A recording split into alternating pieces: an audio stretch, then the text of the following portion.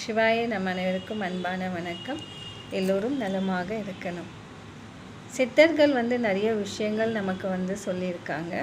நிறைய பேர் வாட்ஸ்அப் மூலமாக, ஃபேஸ்புக் மூலமாக நீங்கள் கேட்டிருந்தீங்க, அம்மா எனக்கு நிறைய எதிரிகள் இருக்காங்க, நிறைய பேர் நல்லா இருந்தவங்கலாம் இப்போ பகையாக மாறிட்டு வராங்க, அதற்கு என்ன செய்தால் அந்த பரிகாரம் நமக்கு ஒரு இறைவனுடைய அருளாக அந்த பரிகாரம் மூலமாக நமக்கு நல்லதாகணும், அதற்கு நாம் என்ன செய்யணும் அப்படின்னு சொல்லி நிறைய பேர் கேட்டிருந்தீங்க. எதிரிகள் ஏன் உருவாகிறாங்கன்னா ஏதோ ஒரு காரணம். ஒன்று நம்மளுடைய கிரக பிரச்சனையாகவும் இருக்கலாம், இன்னொன்று நம்ம செய்யப்பட்ட ஒரு சிறு வேலைகளில் ஏதோ ஒரு குறையாக அவங்க கண்டுபிடிச்சிருக்கலாம். அதனால் எதிரிகள் எப்படியாவது இன்னொருத்தர் சொல்லியும் அவங்க எதிரியாகலாம். நிறைய பேர் அப்படி தான் ஆயிருக்காங்க. இன்னொருத்தர் சொல்லி தான் எதிரிகளாக உருவாகிறாங்க தவிர நேரடியாக போய் கேட்டால் அவங்க அந்த பிரச்சனையை தீர்த்துக்க மாட்டாங்க. ஏதோ ஒரு தவறு செய்தோன்னா இரண்டாவது மனிதர் மூணாவது மனிதர்கிட்ட போய் அந்த உதவி கேட்டு அந்த உதவி அவங்க ஏற்றுக்க முடியாத பகையாகிறது அதிகமாக இருக்கு. இப்போ எதிராக கேட்டாலே அந்த பகையுடைய பிரச்சனை நீங்கப்படும். ஆனால் கேட்காம அது அதிகமாக உருவாக்கப்பட்டு அது செய்வனை மட்டும் போய் முடியும். இன்றைக்கி அப்படி தான் நடந்துன்னு இருக்க. நிறைய பேர் கஷ்டப்படுற காரணம் இதுதான். சித்தர்கள் இதற்கு அழகாக ஓலைச்சுவடியில் பரிகாரம் எழுதி வச்சுருக்காங்க. எல்லாத்துக்குமே ஒரு விட உண்டு. கஷ்டத்துக்கு என்ன செய்தால் அந்த கஷ்டம் நீங்கும் அப்படின்னு அழகாக சொல்லியிருக்காங்க. எல்லாமே கடவுள் நமக்கு இந்த உலகத்தில் கொடுத்து நம்மளையும் இந்த உலகத்தில் வாழ வைத்து அதற்கு பிறகு தான் கடவுள் அழைக்கிறாங்க. நம்மள இறக்கும் வரை நம்ம நல்லது செய்து கொண்டு போனால் போதும். யாருக்கும் எந்த ஒரு மனசில் அவங்களுக்கு பொறாமையோ இது எதுவுமே இல்லாத இருந்தாலே போதும். வாழ்க்கையில் நம்ம கடமையாக செய்யறதுக்கு நமக்கு நல்லது நடந்தாவே போதும். அதனால் பகையும் இந்த மாதிரி இருக்கக்கூடாது. நமக்குள்ள நம்ம எப்படி பாதுகாப்பாக நம்ம இந்த பூஜை செய்து நம்ம இந்த உலகத்தில் நலமாக இருக்கலாம் அப்படின்னா அமாவாசையில் இந்த பூஜை செய்யணும். அமாவாசையில் இந்த பூஜை செய்யணும். இது தொடர்ந்து செய்யணும். ஒரு மாதம் நீங்கள் செய்ய முடியலன்னா கூட பரவாயில்ல, அடுத்த மாதம் நீங்கள் செய்யலாம். ஏன்னா எதிரிகளும் பகையாளர்களும் சகோதரர் நல்லா இருப்பாங்க, சகோதரிகள் நல்லா இருப்பாங்க.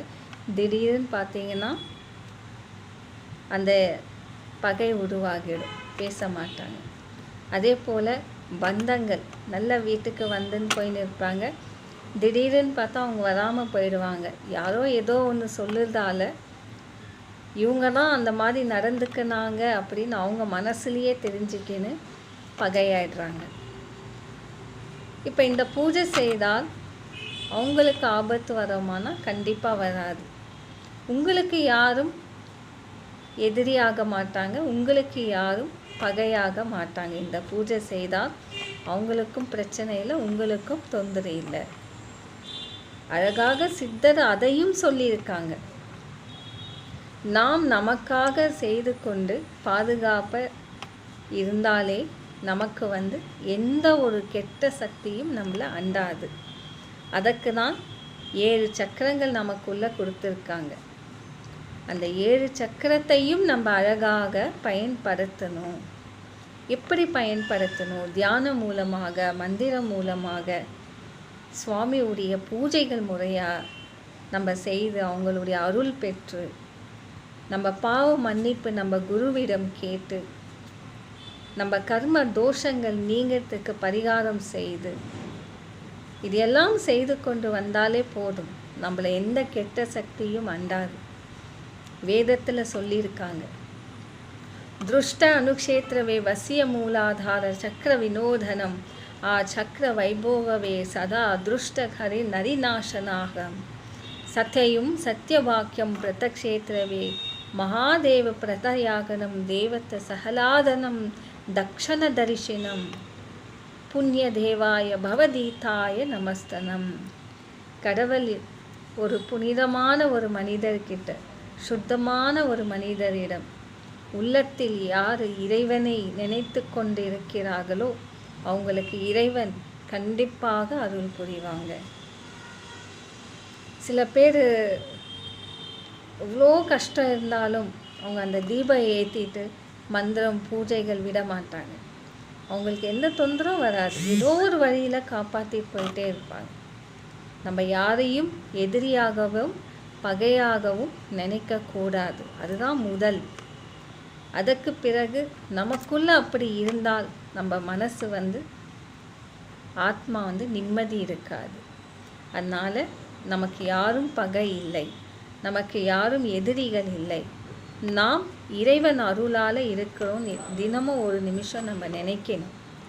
அதே போல் நமக்கு நாம் இந்த வசியம் பூஜை செய்து கொண்டால் எதிரியும் நமக்கு நண்பராகுவார்கள். அவங்களால நமக்கும் தொந்தராகாது, நம்மளால் அவங்களுக்கும் தொந்தராகாது. இந்த பூஜை அமாவாசையில் செய்யணும். அமாவாசையில் காலையில் 8 மணிலேருந்து 12 மணிக்குள்ளே இந்த பூஜை முடிச்சிடணும். காலையில் நீங்கள் எழுந்த உடனே ஸ்நானம் செய்துட்டு பூஜை அறையில் தீபமெல்லாம் ஏற்றிட்டு வீட்டில் பார்வதி தேவி படம் இருந்தாலும் இல்லை அம்மன், எந்த அம்மன் இருந்தாலும் சரி, அம்மன் முன்னாடி இந்த பூஜை செய்யணும். கல்லுப்பு ஒரு பேக்கெட் வாங்கிக்கங்க. ஒரு சின்ன பாத்திரத்தில் அந்த கல்லுப்பு கொட்டிடுங்க. கொஞ்சோண்டு மஞ்சள் தூள், உங்கள் கைப்பிடி மஞ்சள் தூளும் கைப்பிடி குங்குமமும் அந்த உப்பில் போட்டு நல்லா மிக்ஸ் பண்ணிடுங்க. அதில் எலுமிச்சப்பழம் ஒன்று வைங்க, வேப்ப இலை, வில்வம் இலை, துளசி இலை, இந்த 3 இலையும் அந்த உப்பு மேலே வைக்கணும். தீபம் 6 தீபம் நல்லெண்ணெய் உபயோகம் செய்யுங்க. 6 தீபம் ஏற்றிட்டு நீங்கள் உட்காந்து பிரார்த்தனை இருக்கணும். எனக்கு எதிரிகள் யாரும் உருவாகக்கூடாது, எனக்கு பகையாளுங்கள் யாரும் நமக்கு தொந்தராக வரக்கூடாது. அதனால் பகையும் எதிரியும் என்னை அண்டக்கூடாது.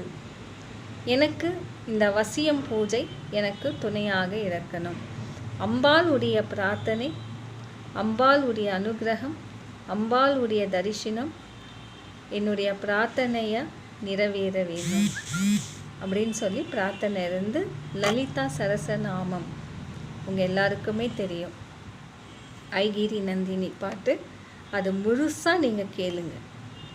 எல்லா அம்மனும் அதில் சிருஷ்டி ஆகுறாங்க, எல்லா அம்மனும் சிருஷ்டி ஆகுறாங்க.